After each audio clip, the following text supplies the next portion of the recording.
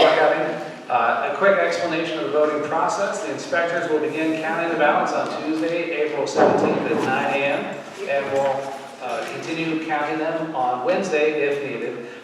The annual meeting is scheduled for Thursday, April 19th at 1 p.m. in the ballroom. And the actual election ballots, it's on. It's on this. It's just the terrible acoustics in this room. How about now? Better? Okay. Let's see. So packets are going to be mailed out starting tomorrow through Saturday. There are 4 candidate names on the ballot. These 4 or 5 people for 4 open positions. And there also is the opportunity to write your own name in the ballot if you so chose. And there is cumulative voting, so 4 votes per household. So tonight, each candidate has submitted their candidate form, so they're all able to run for the board. It'll also be on the website tomorrow. It'll be mailed out and in the briefs. Just a reminder to silence your cell phone. And we'll go through introductions, and then each candidate will have 5 minutes to go over their statement. So we've got Claudine Diaz, John Noonan, Ed Pauls, and Lynn Tabernetti. Claudine, I'll start with you. It's a pleasure to run for the board. Mayor, I have a question for you. How many slots can you vote for on the ballot? 4. 4, okay. All right. I've enjoyed being a board member. I've learned a lot. I've met so many people, and you guys are great. The past board has worked very hard in trying to make a lot of things happen. Not everything always makes everybody happy, but we work very hard to try and make sure that things are being done, maybe not as quickly as some would like, such as the boardroom or the ballroom. But we are working diligently, and I'm so pleased to see the other 2 new candidates putting their name down to join us. Thank you. Thank you, Claudine. John? First of all, I'd like to thank some of the past board members, Jackie, Lauren, Wayne, Jerry, Lynn, and Claudine. I think these people have laid a wonderful foundation for this community over the past 10 years. But I think that the next 2 years in this community are going to be a very critical time for the community because of the transition, because of the budget, and some of the things that we're going to have to be taken over from cable when they leave. But from what I've seen so far, this board and the people that are running for this board, I think you guys are going to be in pretty good hands, and we'll do everything we can to take care of you. Thank you, John. Ed? Good evening, I'm Ed Pauls. Barbara and I have been members for 2.5 years.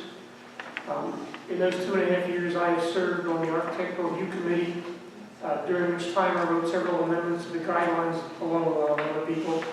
And on the Community Planning and Transition Committee, during which time I compiled a transition checkoff list, which the Planning Committee circulated widely. I also wrote a memo on the Conservancy, which may continue to be an issue. I usually attend the monthly open board meetings to keep current with what's going on. In addition, I sing a mid-league tenor with the singers group, and I am on the writers group giving and receiving help with our books in process.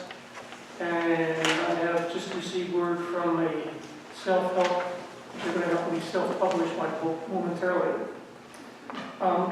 Like many of us, Barbara and I also attend the wine club regularly, and if I have an opportunity on the board, the first thing I'm going to do is since we can't have any evolutions like this during wine club anymore. In my prior life, I had 5 decades in banking and finance, and frankly, I have a tendency to be a Scrooge when I have fiduciary responsibility for other people's money. I'm probably going to be a tightwad. So if you feel you have to spend money, you and I are going to have some tough discussions. I also appreciate that many of the rules we face are designed to maintain the physical appearance of and physical health of the community, to preserve our investment in our properties, and to maintain the community quality of life. Of course, sometimes one has to be understanding of unique circumstances, but in an official capacity, I will not usually be over-accommodating to rule breakers. And my board objective, if I have to have one, is to have as smooth a transition as possible. Thank you, Ed. Lynn? Yeah, I'm Len Tavernier, and I've been honored to serve on the board here for the last 2 years. I grew up in a small town in Central California of about 3,000 people. My father served as the mayor of that city and later as a member of the Monterey County Association. My brother served as the mayor of that city also. So I grew up feeling a sense of duty to serve the community in which you live and grow up in, and that you need to prepare yourself for it, which I think I did throughout my military and my civilian career. I think part of that is to be able to take a broad look at, see what areas you need to influence and what areas are doing just fine by themselves, and you're better off not trying to influence them, leave them alone. That's a hard thing to do because quite often you'll have individuals or just small, very small groups come in and say, we need to make a change. But the change is only in the interest of a small group or 1 or 2 individuals. And you have to be able to step back and say, what is the impact on the entire group to do something for you or an individual? And so that's, I think, one of the most difficult things you face on the board, because some people get very passionate about what they want, and you want to accommodate them, you'd like to make them all happy, but you have to stand back and say, we have over 2,000 people living here. Many of them we never see. They live in their house, they go shopping, they come back to their house, they never come to the clubhouse, any of the 3. They're very content. They bought a house there, they like their yard, they like the location, but they also can be impacted by what decisions we make. So whenever we are forced to make a decision that's going to impact the entire community, we have to be very, very careful that we understand all of the residents, not just a few. Thank you, Lynn. So, on to the questions. There were only 2 questions that were submitted for the candidates to answer, so we'll go through them and you can answer them in any order that you'd like, but we'll go back down through the 4 of you in the same order. The questions are, how would you work with and improve the committees? And then, what is your position regarding establishing a dog park? Establishment of a dog park. Give me the first question again, please. How would you work with and help the committees? Part of our responsibilities are to be liaisons to each and every committee, and when we will meet on the first meet, the board, whoever is selected, meets on the first day of the first board meeting of the new year. Then the decision will be made and appointments will be made as to who the liaisons are to which committee. And how do we help them? One of our responsibilities is to assist, not to run a committee. We are not there to run the committee. You have committee chair people and assistant chair people and committee members. They run the committee. If there's questions, then they will ask us as a board liaison, our comments, not our advice, not to make a decision for them. And that's how I feel that we assist the committees, listening to them, being there to answer their questions if they're needed, and not to run the committee. Second. What is your position on a dog park? I personally do not have a dog. And when he passed, or before he passed, I would take him all the way over to Noble Park. And, I'm not enabled in any way. So it was not hard for me to put him in the car and rush him over there and let him run around, because we don't have any space here for the dogs to run around. And believe me, dogs need their exercise.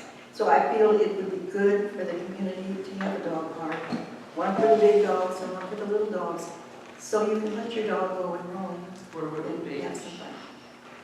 That is in the process of being decided and looked at, and some issues having to do with the particular land that they're, piece of property they're looking at, and easements. It is being looked at thoroughly to make sure it is the best spot for the community. Thank you. Thank you, Claudine. John? Regarding the committees, I believe that we need to allow the committees to make a decision as to how to streamline the work they do. I think over the last couple of years, maybe 3 years, I think too much of a burden has been put on our committees. Committee members aren't here to have a full-time job. They're not here to work 60, 70 hours a week on their committees or a month on their committees. So I think we should allow the committees to tell us how they can streamline their jobs and how to get them done in a more efficient manner. I think the decision last year to get rid of our committees was very unfortunate. We had, I believe, one of the finest finance committees in the nation. And on January 1st, they were all gone, every one of them. And those people had done a magnificent job. I believe that committee members are our neighbors, and we just don't treat our neighbors like that. Committee members are also volunteers, and I believe we don't treat volunteers like that in this community. And the most important thing is the board got rid of these committees without a transition period, which I think was absolutely ridiculous. I mean, there was no smooth transition from the old finance committee to the new finance committee, from the old architectural committee to the new architectural committee. And right now we're losing committee members like crazy because people just don't want to do all the work that's been put on them. So I think we've got to let the committees do their job and allow them to tell us how they can do the job better without us telling them how we want them to do the job. As far as the dog park goes, I understand there's an area that's in talks right now. If that area does not go through, I will not put a dog park near any existing homes. Because the people who bought those homes weren't told that a dog park was going to go near their home. And it's up to us to keep the value of homes up. A dog park near any home is going to lower the value of that home. And you're going to cut out about 50% of the buyers who may want to buy that home. So I will not put a dog park near any existing homes. If we can find an area away from homes, I would say at least 150 to 200 yards from any home, then that should be considered. But other than that, this is something that probably should have been put in the specific plan 20 years ago when the community was first built, but it wasn't. Now, I guess it's up to us to find a piece of property for that. And we may be able to find a piece of property, we may not be able to find a piece of property. But I won't put it near existing homes. Thank you, John. Ed? I may be unusual, I served on 2 committees and it was never a problem. So I watched people on the board react successfully with the committees of which I was a member, and I will duplicate that. I appreciate that the turnover to shorter terms may have been implemented over a longer period of time might have solved some problems. But I don't think it has to be a problem, based on my experience. In terms of the dog park, actually, I don't know, you're the only one seeing it here that probably knows what the status of where the location is. But I think generally a dog park's a good idea for the simple reason there's enough people with dogs. And if you have a dog park that everyone is comfortable with, it adds value to the property because it makes it a more desirable place in which to live. I don't have dogs, but my daughter's got two 90-pound Bernese Mountain Dogs, and I'd sure like to have a place for them to run when they come to visit. They might even come along. So I have no problems with it. Lynn, I'll turn it over to you. Okay? Let me start with the committees. You people elect the board. You have a vote, you have a choice. When you elect the board, it's your decision as to what type of board you want, what type of board member, assuming there's enough running. And you expect them to carry out the promises they made during the campaign. During the campaign 2 years ago, Claudine and I said we were going to have term limits for the committees. And when we had our first meeting with the committee chairs, they said, no, we're not leaving. We said, look, all we want to do is put in a system whereby after 6 years, the oldest member moves off. Absolutely not. They signed a letter, all but one committee member, chair, asking that we get a legal opinion. Now you have to understand, the purpose of the committee is to help the board execute their platform that they ran on. So now we have a committee, a group of committee chairs who think they're a co-equal branch of government. They are not. They were not elected. They are there to help us do what you asked us to do when you voted for us. That makes a big difference. We did not want to terminate all the committees. We simply wanted to say those of you who've been on 6 or 7 years, step aside and let a new member from Phase D or latter part of Phase C come on your committee. Because some committees were locked. They did not allow new members on. We wanted a smooth transition. 3 times we asked the Rules and Regulations Committee to give us a plan to do it. 3 times they refused to do it. They forced us into the position where we had to do what we did. It was not our choice, but we did it. And it caused disruptions. But that's the way it had to be for people to understand that we answer to the voters. We did not run away from what we voted, you voted for us to do. That's what happened with the committees. Now, we put in a position that we can extend any committee member who wants to after their 2 years.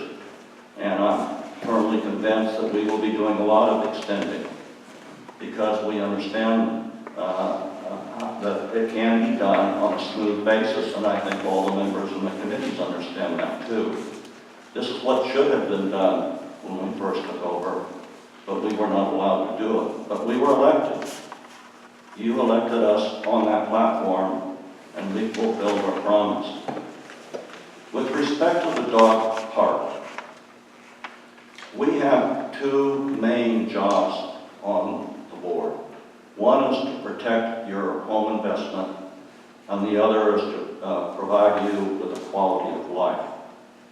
If you look at what quality of life means, it means one is security, financial and safety, and the other is companionship.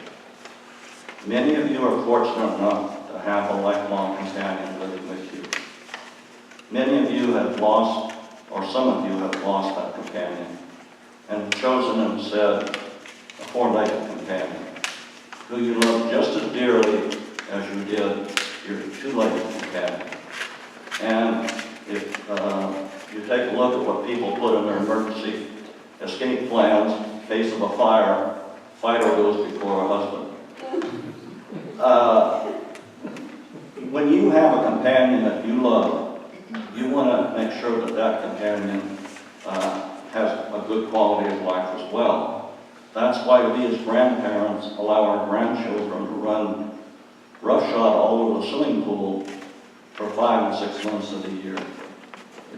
They make noise, they cause us additional concerns and costs, but we understand that we love our family and our dogs are a part of our family. I don't know how many of you who don't own dogs have been to a dog park. I have gone gone to 10 different dog parks in the area. They are not what I expected. I don't have a dog right now, but I will tell you this. There was never any noise. Only twice did I hear dogs barking, and that was their excitement when they saw they were getting into the dog park. They were not aggressive. There was no noise. They were cleaner than our trails are, because everybody sees whose dog it is, who's doing their business, and believe me, they clean up right away. It was cleaner than you find many of the streets that we have around here, the curbs. There was no noise, there was no smell. So people who think that are wrong.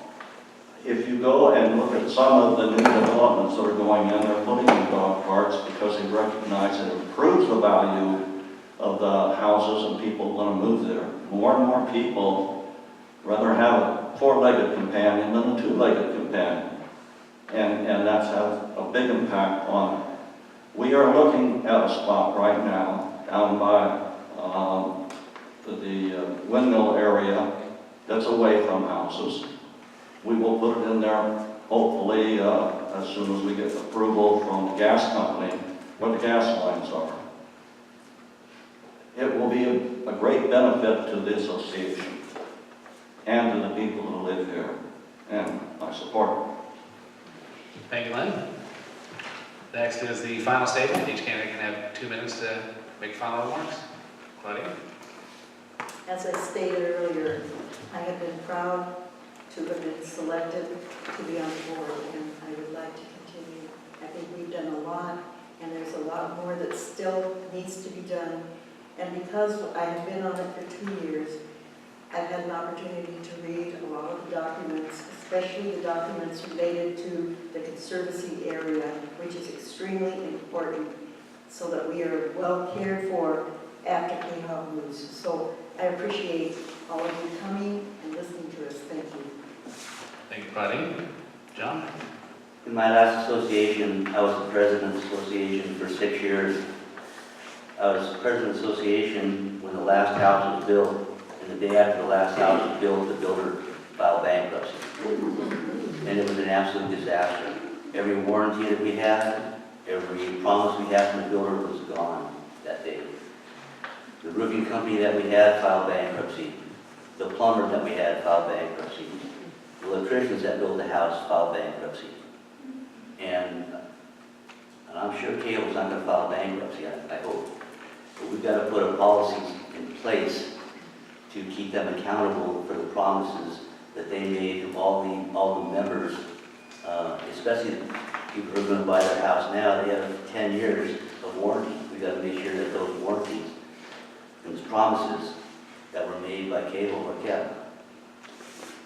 And so that's why I'm running for the board at this point in time, because I've been through a transition, and I know what it's like. Thank you, John. Ed?